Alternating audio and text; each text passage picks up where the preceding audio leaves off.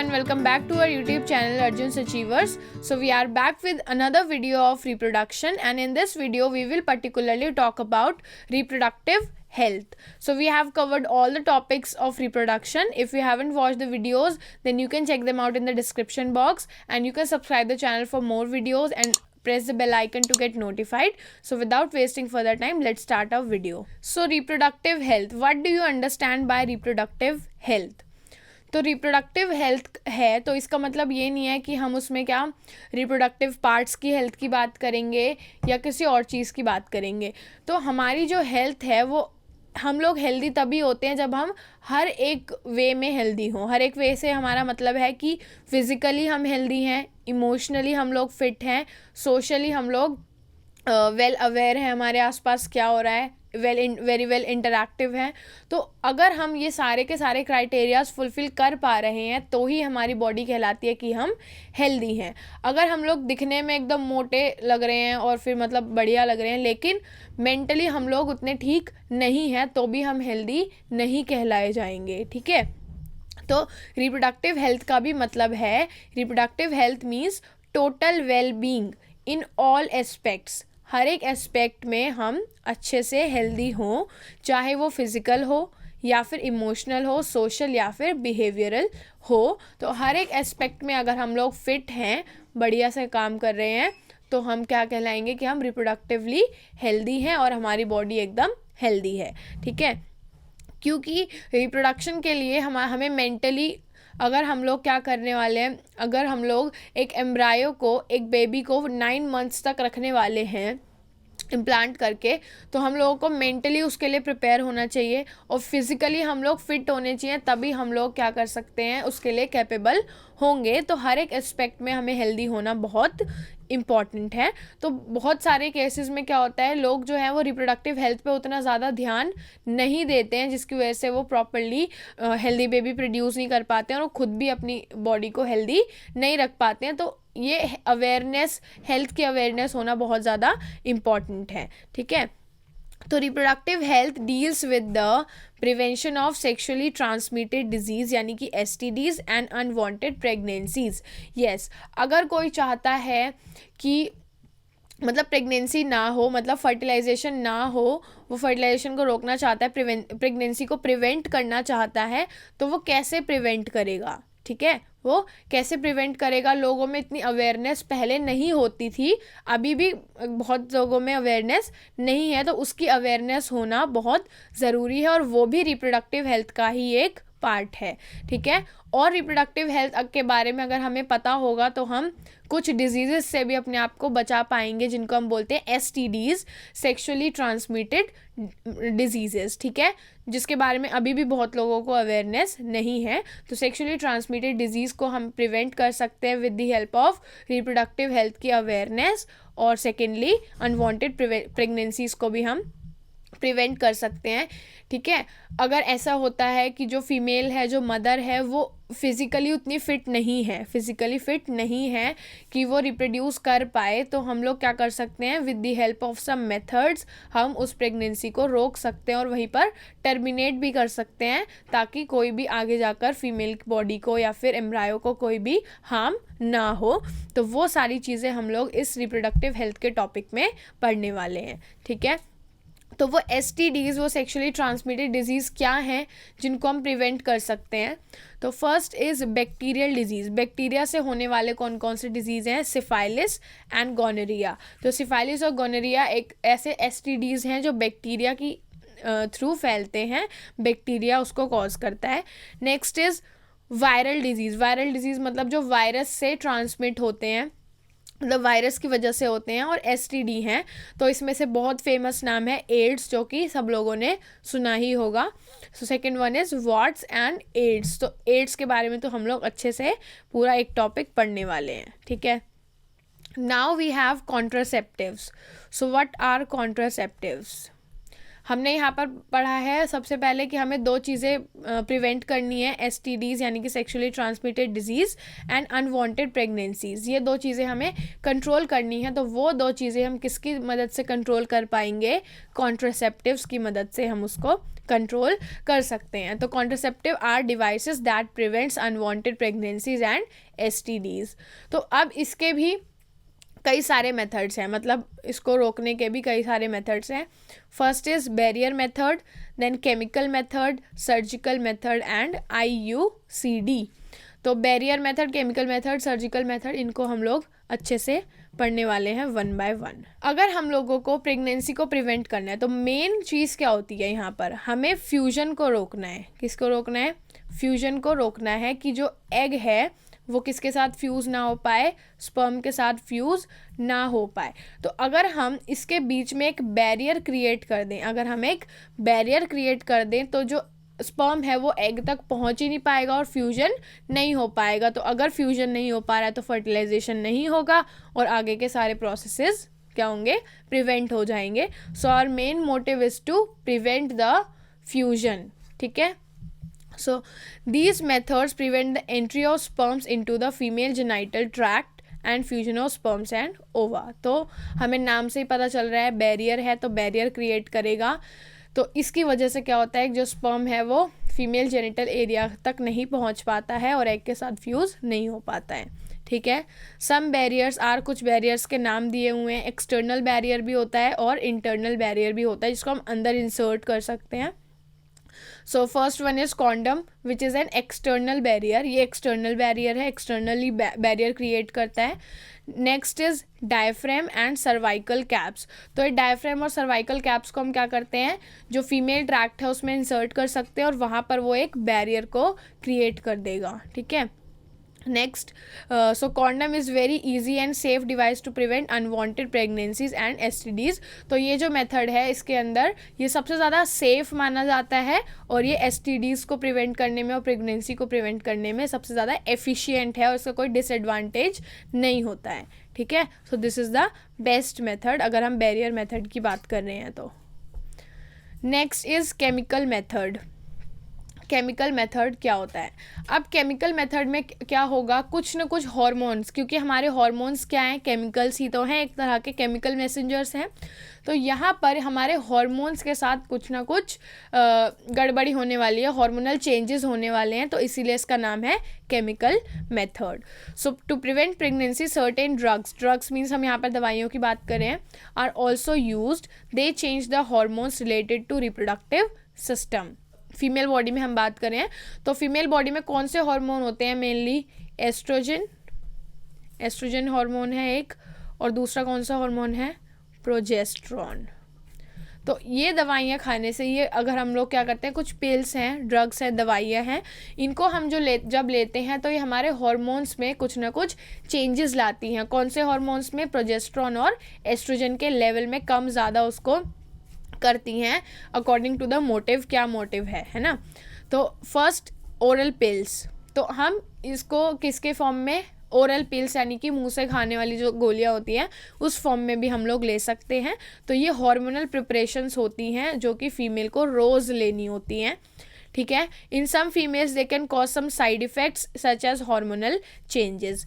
Of course अगर हमारी natural body जिस तरह से काम करती है, ठीक, अगर हम कुछ एक्सटर्नल कुछ दवाई ले रहे हैं या कुछ भी ले रहे हैं तो उससे जो नॉर्मल फंक्शनिंग है वो कहीं ना कहीं क्या हो जाती है? थोड़ी सी डिस्टर्ब हो जाती है और कुछ लोगों को उसके साइड इफ़ेक्ट्स भी होते हैं।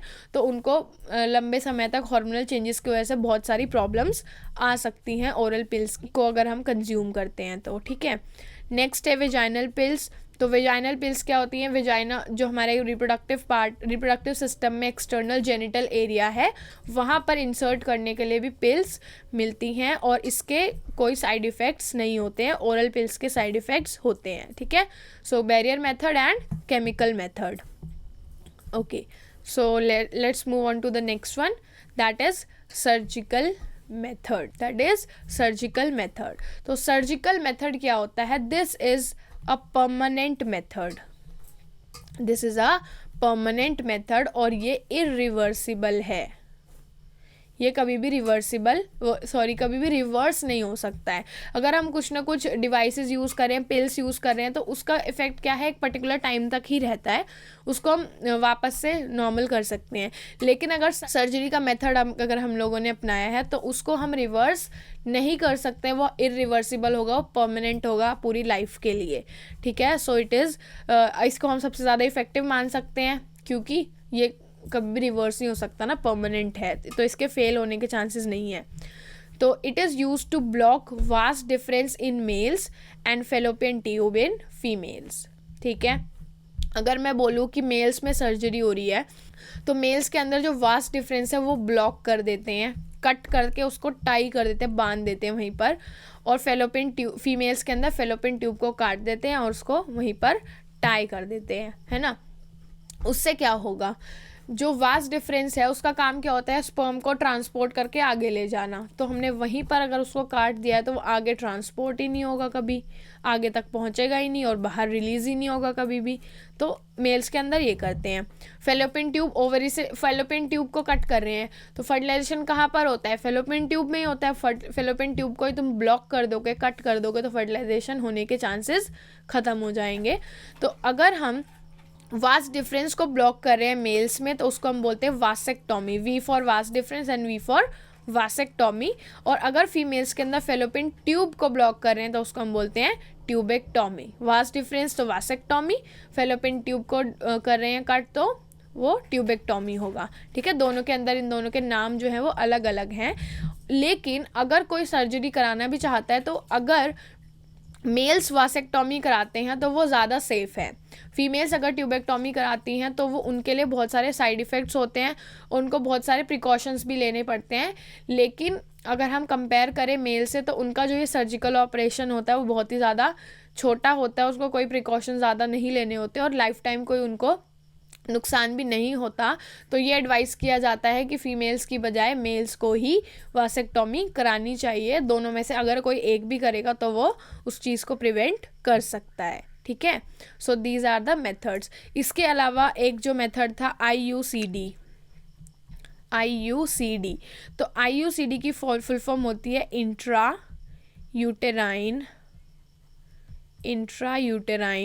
Contraceptive devices. तो मतलब इंट्रायूट्राइन मतलब कि जो यूरिनरी ट्रैक्ट होता है, हमारा जेनिटल ट्रैक्ट होता है फीमेल्स का, वहाँ पर उसको इंसर्ट किया जाता है और ये कॉन्ट्रासेप्टिव डिवाइस है। तो इसमें हमारे पास आता है कॉपर टी, ठीक है। तो कॉपर टी क्या होता है, कॉपर टी की जो शेप होती है वो टी की तरह होती है शेप, और वो किससे बना होता है, कॉपर से बना होता है। उसको फीमेल ट्रैक्ट में डाला जाता है। तो जब वो कॉपर आयंस जाते हैं बॉडी में, रिलीज़ होते हैं, तो वो कॉपर आयंस क्या करते हैं, अगर स्पर्म जाएगा बॉडी के अंदर तो वो स्पर्म को क्या करना शुरू कर देंगे, डिस्ट्रॉय करना, ख़त्म करना शुरू कर देंगे। तो वो कॉपर आयंस को पहले ही ख़त्म कर देंगे तो फेलोपियन ट्यूब तक पहुंच ही नहीं पाएगा और फर्टिलाइजेशन हो ही नहीं पाएगा। तो IUCD की फुल फॉर्म याद रखनी है, इंट्रा यूटेराइन कॉन्ट्रासेप्टिव डिवाइसेस, ठीक है। This is also method of contraception. Okay, so that's it for contraceptive methods. अब हम लोग चलते हैं एक बहुत इंपॉर्टेंट टॉपिक पर, जो कि एक वायरल डिजीज़ है, वायरल STD है, जिसके बारे में हमें पता होना थोड़ा सा ज़रूरी है, ठीक है। So what is the full form of AIDS. तो एड्स की फुल फॉर्म है एक्वायर्ड इम्यूनोडेफिशिएंसी सिंड्रोम, ठीक है। ओके, तो अब इसमें होता क्या है, बेसिकली जो एड्स है, एड्स एक वायरस की वजह से होता है, ये वायरल डिजीज़ है। कौन से वायरस की वजह से होता है, HIV, human immuno deficiency virus. तो हम बार बार एक वर्ड देख रहे हैं, इम्यूनो डेफिशिएंसी हमने एड्स की फुल फॉर्म में भी देखा और HIV की फुल फॉर्म में भी हमने देखा। तो इम्यूनो डेफिशिएंसी का मतलब क्या है, इम्यूनो से मतलब है हमारा इम्यून सिस्टम, हमारी इम्यूनिटी, और डेफिशिएंसी का मतलब क्या होता है, डेफिशिएंसी मतलब कमी, लैक, ठीक है। तो जब हमारी बॉडी की जो इम्यूनिटी है वो बहुत ज़्यादा वीक हो जाती है, डेफिशिएंट हो जाती है, हम लोग प्रॉपरली फाइट नहीं कर सकते हैं किसी भी डिजीज़ से या किसी भी एक्सटर्नल जो भी फॉरेन पार्टिकल आता है या फिर कोई भी इन्फेक्शन होता है, तो वो इसीलिए यहाँ पर इम्यूनो डेफिशिएंसी वर्ड है, क्योंकि हमारे इम्यून सिस्टम की डेफिशिएंसी हो जाती है जो प्रॉपरली वर्क नहीं कर पाता है. So it is a fatal. तो फैटल का मतलब क्या होता है? फैटल का मतलब होता है जो हमारे लिए बहुत ज़्यादा खतरनाक हो, जानलेवा हो. ठीक है. और जो ये हमारा HIV वायरस है वो रेट्रो वायरस है. ठीक है. अलग अलग कैटेगरीज होती हैं वायरसेस की भी, रेट्रो वायरस, राइनो वायरस. तो ये रेट्रो वायरस की कैटेगरी में आता है HIV. ठीक है. In this disease immune system of our body is seriously affected. Yes, तो इम्यून सिस्टम हमारी बॉडी का बहुत ज़्यादा सीरियसली अफेक्ट हो जाता है. तो जब हमारा इम्यून सिस्टम अफेक्टेड हो जाएगा तो वो क्या करेगा? ढंग से काम नहीं कर पाएगा. उसका काम क्या है? हम लोगों को प्रोटेक्ट करना, हम लोग को डिजीज़ से, इन्फेक्शन से, फॉरेन पार्टिकल से बचाना. तो वो अपना काम ढंग से नहीं कर पाएगा. ठीक है. तो ये पता चल गया हम लोगों को एड्स की full form acquired immunodeficiency syndrome किसकी वजह से होता है? HIV की वजह से होता है. और उसके अलावा वो क्या करता है? हमारी बॉडी के इम्यून सिस्टम को अफेक्ट करता है बहुत बुरी तरह से. ठीक है. अब है ट्रांसमिशन ऑफ एड्स. एड्स कैसे हो जाता है? सबसे पहली बात, अगर हमारी बॉडी में कोई वायरस घुस चुका है तो वो हमारी बॉडी में किसी भी चीज़ के थ्रू जा सकता है. वो कौन कौन सी चीज़ें हैं वो हम इसमें पढ़ेंगे. और फिर वो जाने के बाद क्या करता है? हमारे इम्यून सिस्टम को बहुत ही बुरी तरह से डैमेज कर देता है, फुली बहुत ज़्यादा उसको ख़त्म कर देता है. ठीक है. तो first is sexual contact with an infected person. Yes, अगर कोई पर्सन HIV पॉजिटिव मतलब उसकी बॉडी में HIV है, एड्स उसको हुआ है. ठीक है. तो उसके साथ अगर कोई पर्सन सेक्सुअल कांटेक्ट में आ जाता है तो वो एक पर्सन से दूसरे पर्सन में भी ट्रांसफ़र हो सकता है. सो सेक्सुअल ट्रांसमिशन, इसीलिए इसको बोलते हैं सेक्सुअली ट्रांसमिटेड डिजीज़, जो सेक्सुअल कांटेक्ट से फैल जाता है. Next is transmission of blood of an infected person. तो बेसिकली अगर जो पर्सन इन्फेक्टेड है उसके ब्लड का कांटेक्ट किसी हेल्दी पर्सन से हो जाता है, दोनों के ब्लड कांटेक्ट में आ जाते हैं, तो वो वायरस उसकी बॉडी में भी जा सकता है. ठीक है. बहुत सारे लोगों को, जो भी ऑर्थोडॉक्स पीपल हैं, जिन लोगों को अवेयरनेस नहीं है, उनको लगता है कि जो एड्स है वो बहुत बेकार बीमारी है और किसी को टच करने से, किसी का झूठा खाने से, पीने से फैल जाती है. लेकिन ऐसा नहीं है. जो एक्चुअल उसका कॉज है वो क्या है? एक्चुअल ट्रांसमिशन जो होता है वो किस वजह से होता है? जब किसी इन्फेक्टेड पर्सन का ब्लड किसी नॉर्मल हेल्दी पर्सन के ब्लड के कांटेक्ट में आ जाता है, चाहे वो किसी भी चीज़ के थ्रू कांटेक्ट में आएगा, तो वो भी पर्सन उससे अफेक्टेड हो जाएगा, ना कि उसके साथ रहने से, टच करने से और पानी वानी पीने से. ऐसा नहीं होता है.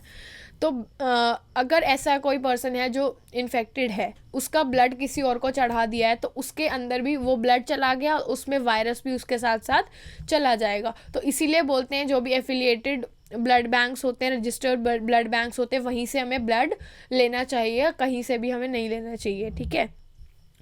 Infected needle used for injection. Yes, पहले क्या होता था? इंजेक्शंस, एक पर्सन को इंजेक्शन लगा दिया तो वही सेम इंजेक्शन दूसरे पर्सन को भी लगा देते हैं. तो अगर उसमें कोई कंटामिनेटेड ब्लड है इन्फेक्टेड पर्सन का और वो सेम ब्लड किसी और की बॉडी में जाएगा तो वो वहाँ से ट्रांसमिशन हो सकता है. लेकिन अब क्या होता है कि डिस्पोजेबल इंजेक्शन यूज़ करते हैं कि एक बार यूज़ एंड थ्रो, वो किसी सेम पर्सन को नहीं लगा सकते हैं.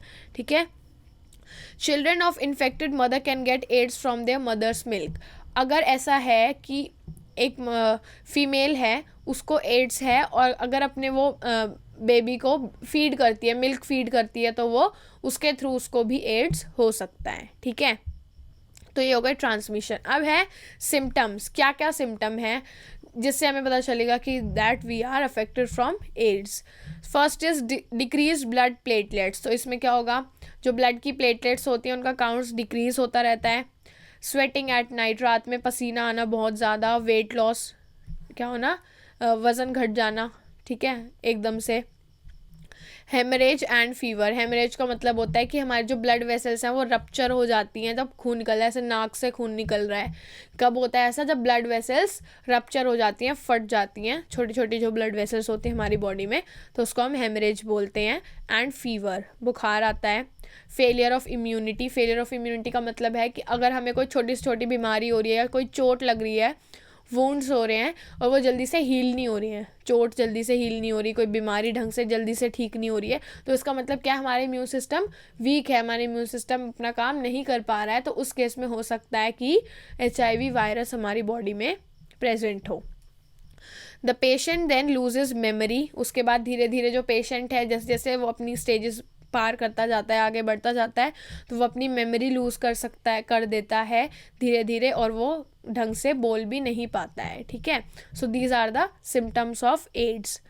देन प्रिवेंशन, कि अगर हमें उससे बचना है तो हमें क्या क्या प्रिकॉशंस, प्रिवेंशंस लेने होंगे।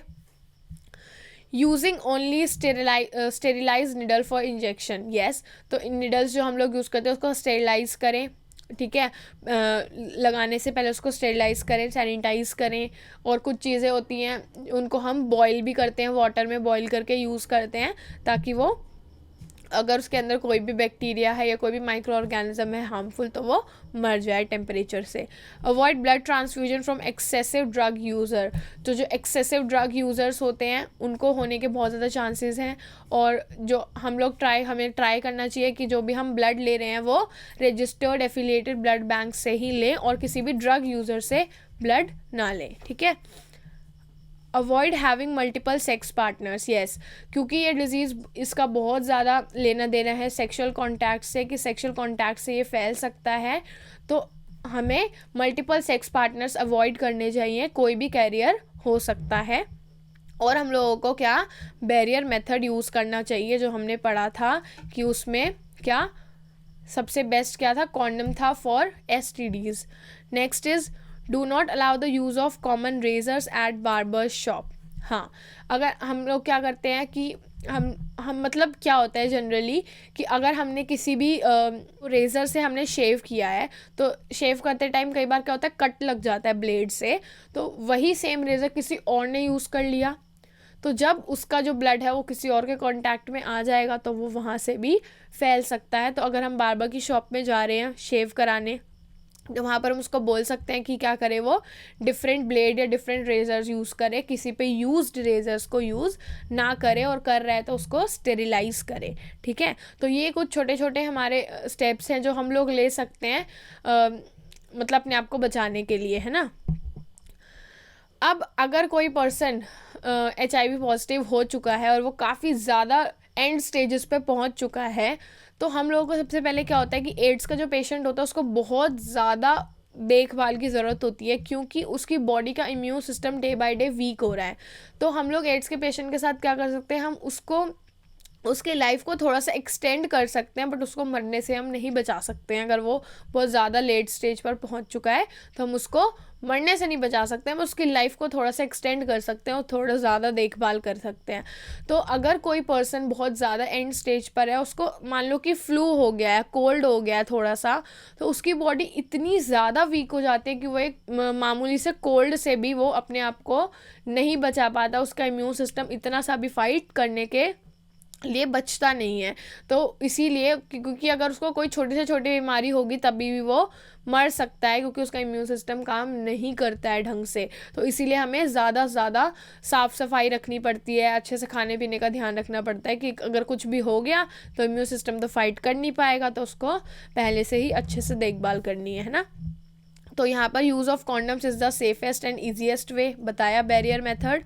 ठीक है, but if once infected means death, अगर एक बार हो गया तो इसका मतलब डेथ तो पक्की है, अभी या बहुत बाद में। बहुत ज़्यादा अर्ली स्टेजेस में डिटेक्ट हो गया तो प्रिवेंट हो भी जाता है, लेकिन अगर काफ़ी ज़्यादा आगे एंड स्टेजेस पर पहुंच चुके हैं तो मीन्स डेथ। ठीक है, सो बी वेयर एंड अवेयर, तो बच के रहें और अवेयर रहें।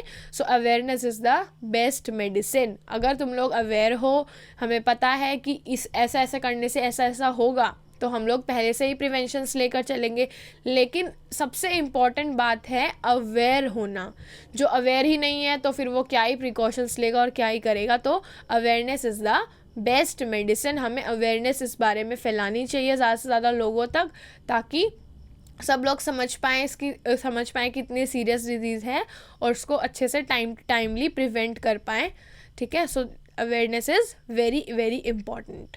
So that's it for this video. And इसी के साथ साथ हमारा जो चैप्टर है हाउ डू ऑर्गेनिज्म रिप्रोड्यूस वो पूरा कंप्लीट होता है। हम लोगों ने सब कुछ पढ़ लिया है, सेक्सुअल, असेक्सुअल, रिप्रोडक्टिव हेल्थ, सारा हम लोगों ने इसमें कवर कर लिया है। तो इसी के साथ हमारी जो ये सीरीज़ है रिप्रोडक्शन की वो पूरी कंप्लीट होती है, ठीक है।